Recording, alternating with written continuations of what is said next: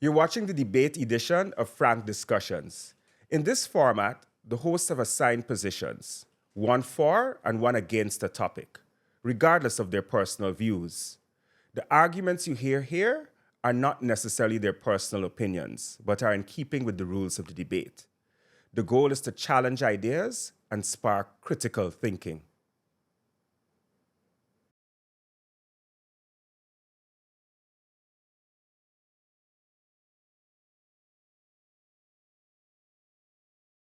Okay, Abena. So I wanted to talk about this issue, and the topic that we're going to talk about is investing in roads, schools, and hospitals is more important than raising salaries and subsidizing expenses. I am going to argue in favor of this, right?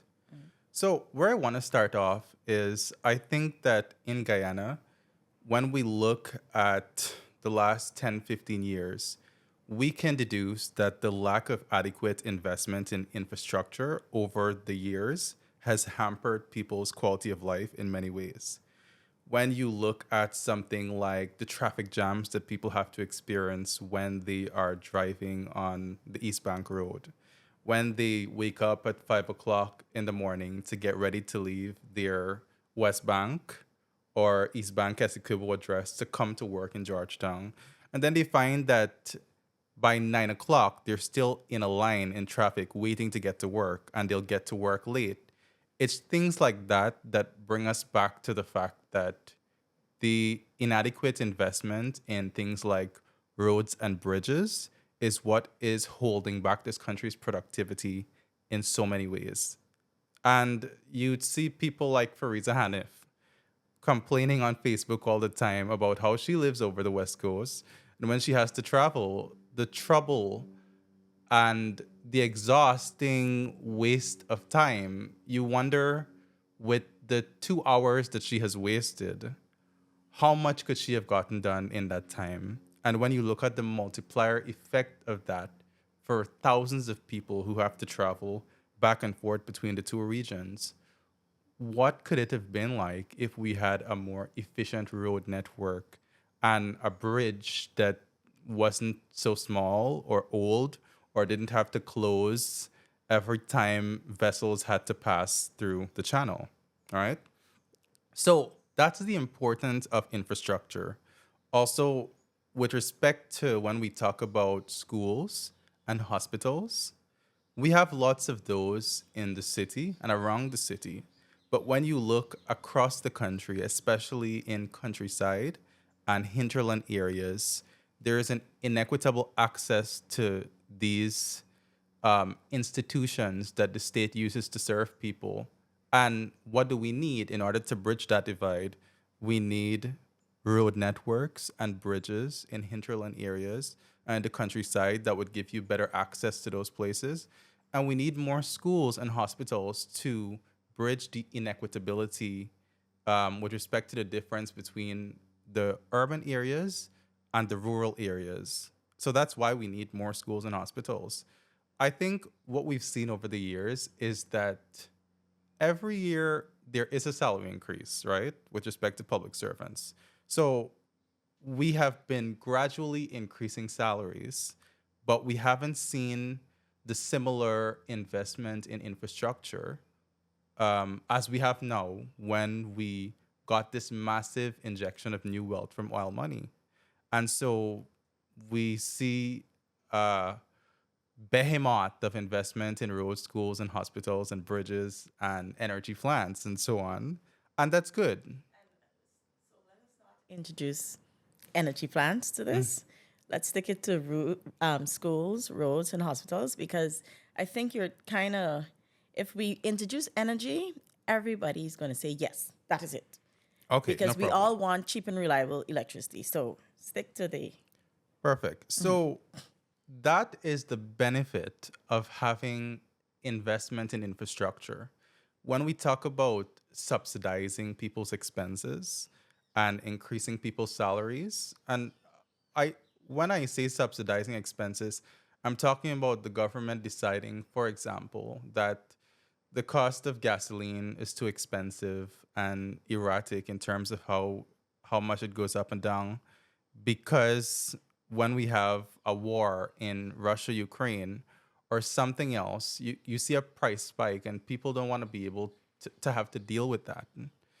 Um, and when I talk about salary increases, we have been seeing salary increases over the years, but I am talking about the more massive salary increases that people are demanding when they see that doctors and nurses and teachers aren't getting the salaries that respect their dignity and that are causing them to leave the country. I think that the root of that is not necessarily getting a higher salary, but making sure, one, that the expenses that these categories of workers have to deal with in their daily lives are expenses that they can manage, and then some. Still go back. We'll still speak to subsidizing the expenses. So now you're supporting. No, so subsidizing expenses, it is about the government deciding I'm going to foot some of the burden of this cost. What infrastructure does is that it creates the conditions for these expenses to not be so burdensome. For example, when you invest in farm to market roads that make it easier for a farmer to have access to markets, therefore, the impact of the cost of transportation on his inputs is that much less, right? So he can incorporate that reduction of cost into whatever he charges people. Okay. That's just one example of how infrastructure has a positive impact on the cost of living and that it can help to reduce it, right? And the trouble with using salaries and the subsidizing of expenses as a solution or as a priority is that with salaries, with massive salary increases, there is an inflation risk. And we can see that inflation risk with cash transfers too. But also with cash transfers and salaries, we are committing ourselves to increased long-term expenses that we don't know if we can manage when the price of oil decreases and when the resource ends. Solid arguments, Kemol. But, and allow me, I'm going to refer to my notes. I don't want to ramble. I have a way of rambling. But I believe that human resource should always be the main priority of any government.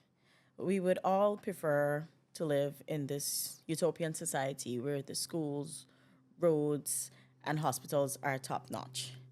But would it really be considered a utopia for the nurse who gets to commute, a smooth commute on lovely roads to her workplace that might be a world-class health facility, but she's on a steady diet of ramen noodles?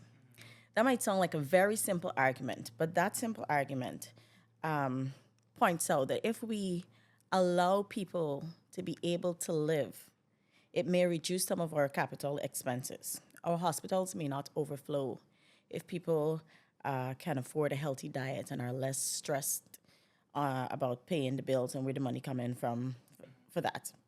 So that's my initial point. But the heavier part of my argument is this. The mood suggests that capital expenses are more important than salary increases and subsidies. We see the incumbent demonstrating their belief in this sort of developmental approach. And most of the budget is pumped in pumped, like the pump station critic never bill. It's pumped in the direction of infrastructure. On the other hand, we can recall just 5 years ago when APNU was in government, infrastructure development was almost at a standstill. They focused more on the food bills were high. I don't want to call names and stuff, but their focus was more on food bills and the salary increases. Ministers before anybody else, that must be noted. But what we see here between the previous government and the incumbent, is two complete sides of the spectrum. That is not what we need. We need, like Marshall said, balance. Balance. Balance, yeah. So tempering infrastructural development with human dignity and development. We need an approach where one is not viewed more important than the other, so we can tackle both at the same time. We need hospitals, but balancing that with human development is would necessitate giving nurses and doctors comfortable wages, giving them this might attract them to come back to Ghana. So many of our nurses are operating overseas. In addition to the schools, pay the teachers better and allow them to improve themselves in probably special education. We need more teachers in this department. I pointed this out in one of my editorials. So, what do you think that the salary increases that we're getting on an annual basis right now are sufficient? It's typically between 6, maybe 10% that we get on an annual basis. Do you think those are sufficient, or that public servants need much more than that? I do not think it's sufficient, and I do not think the approach to salary increase is efficient in that you have a 6% across the board or a 10% across the board. And when you get this across the board, you now have the lower scale workers on the back foot, because 10% of 100,000 is not the same as 10% of a million. So I think we can incorporate an approach to salary increases where the vulnerable, the poor and vulnerable can benefit effectively. So you can have those in a certain scale, they get 20% increase. And those we have currently raking in 2 million, 3 million, they get a 2% increase or a 5% increase, or in some cases no increase, because you're already at a certain standard of living. But I think I made a point about the teachers. I think in addition to the many roads that we're having, we should have taxes on vehicles, economy vehicles, not the Lamborghinis and stuff.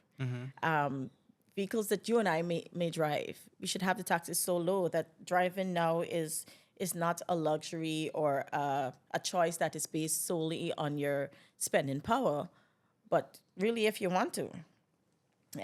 So would you say that the government's current infrastructure plan is too much? And where would you say you would cut it down? What are the projects that are not required? I'm not Which gonna allow you to communities do you go into and tell I'm them? not going to allow you to put me into that chokehold. I think it is for our government officials, whichever one that might be after this coming election, to decide how they're going to approach it in a way where it doesn't have to be one or the other.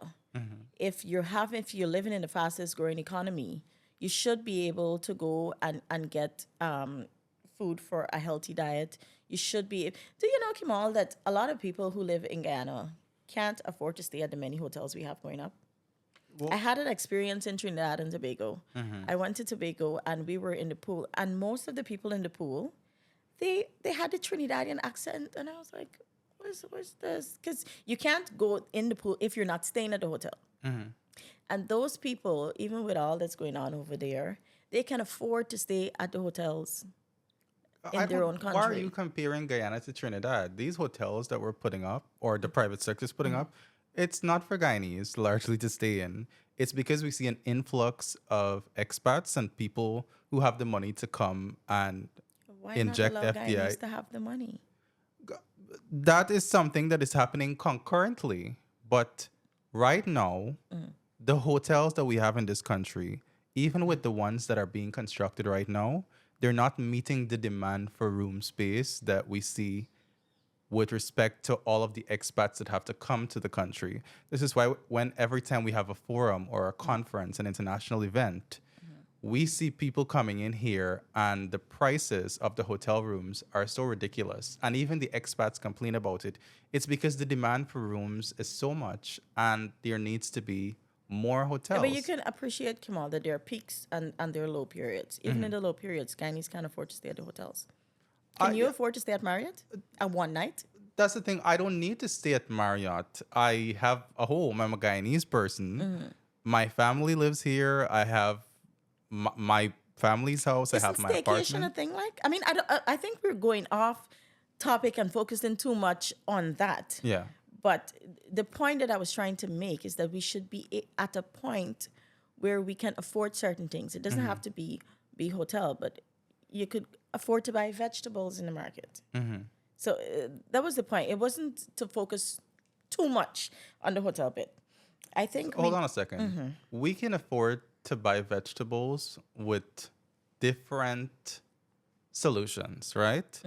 The solution could be that you increase the salary of the person who's going to buy the vegetables, or you make investments in infrastructure that decrease the cost of the inputs that the people who make the product have to spend. we have seen that it doesn't always pass on to the consumers. There's so many initiatives because I cover agriculture. So I get to see and notice the number of initiatives in the agriculture ministry that they put in place to help the farmers. Free fertilizer, free this, free that. If you have a flood and your crops destroy, they give you money to reinvest. And all of that help that is being given to them is not always passed on to the consumers. So would you say farmers are a problem? No, I'm not calling anyone a problem because today it might be the farmers doing that. Tomorrow it might be another vendor or a supermarket person or because it's not always the farmers. Maybe the farmers sell it to the vendors at a good rate, and the vendors then want to jack up the price because they have other expenses that they have to cope with. That's not just about eating. So I wouldn't blame the farmers. You can set me up. But we see that it happens. They have initiatives and it's not always passed on to the consumers. But if we see that the government understands the importance of subsidies. We have the Because We Care cash grant. We have the one-off cash grants that everybody get use of. Then we have, as you mentioned earlier, the removal of excise tax from gasoline, so that we are now amongst the lowest in the Caribbean. We are the lowest in the Caribbean and amongst the lowest in the world with gas prices. So government understands that, but I think what we need is a better approach to subsidies and even salary increases, where we have some subsidies everyone can benefit from and some subsidies that are tailored to the needs of the poor and vulnerable. Everybody, whether you're in a certain tax bracket or not, you benefit from the Because We Care cash grant.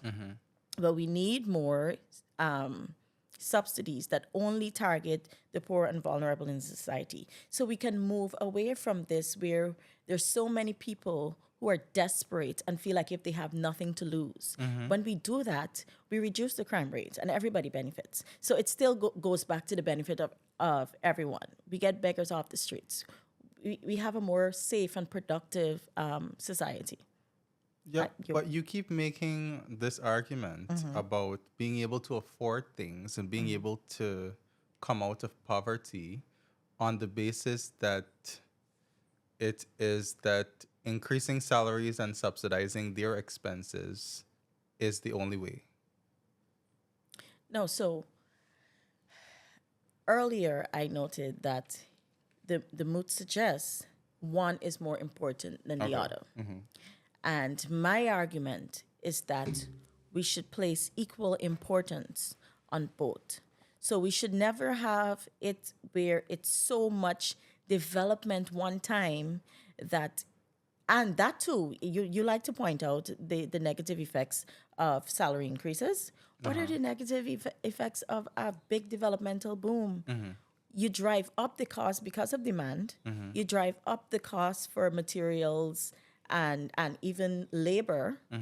So now, even if the price that I would have built a house for 3 or 4 years ago,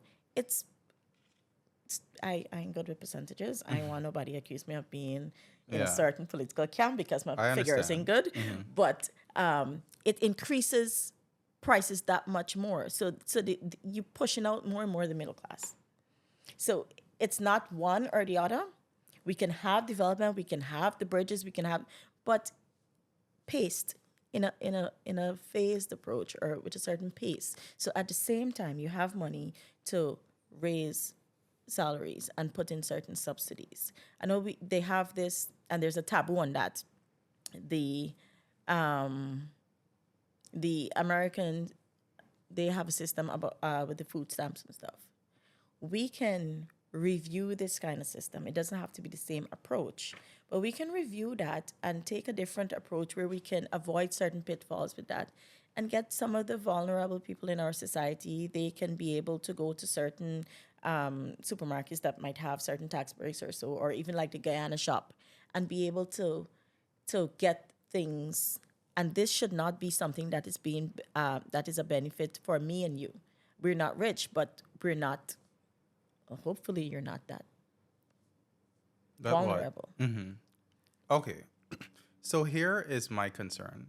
And we've seen this happen in Trinidad, where when this country got a massive windfall in energy sector revenues, the people were so adamant that they needed to get an increasingly great quality of life.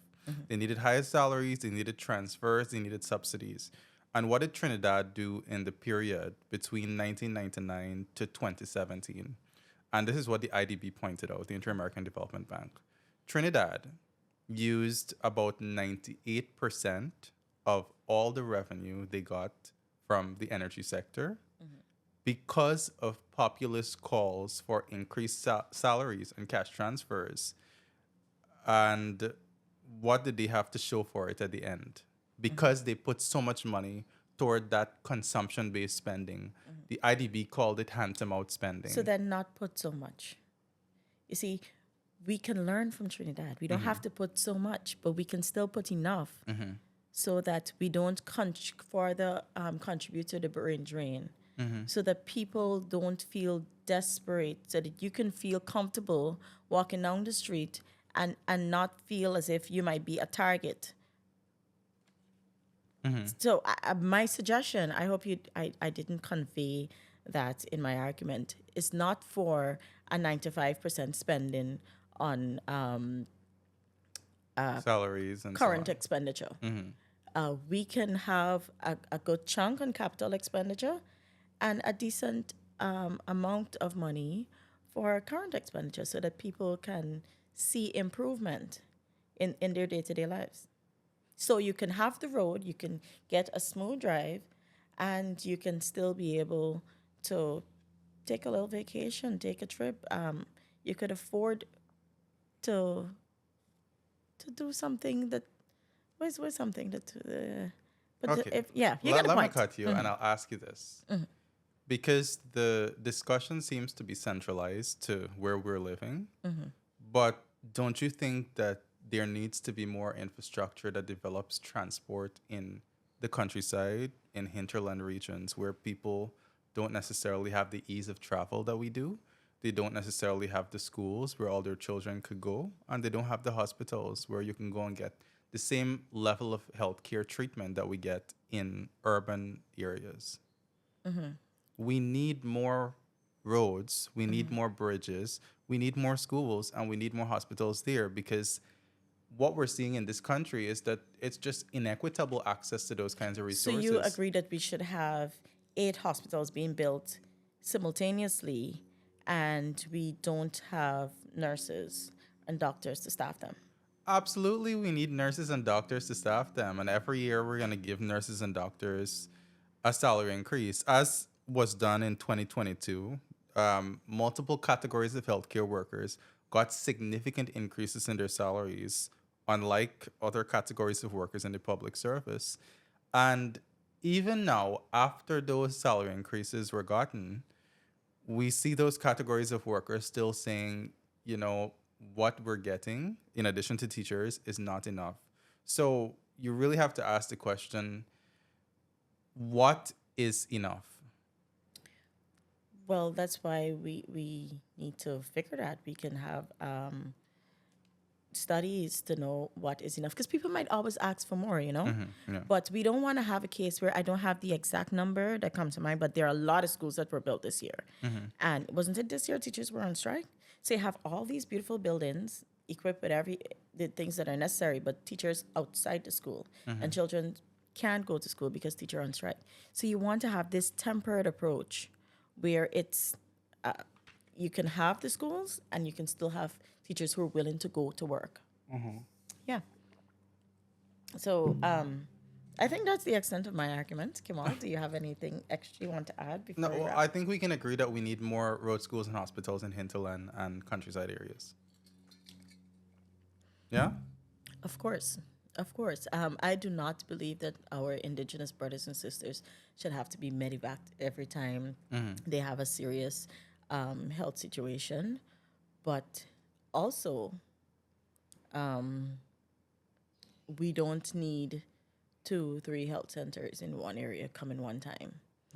And we need those people as well living in those areas to have access not only to good schools but to good teachers, incentivize teachers properly.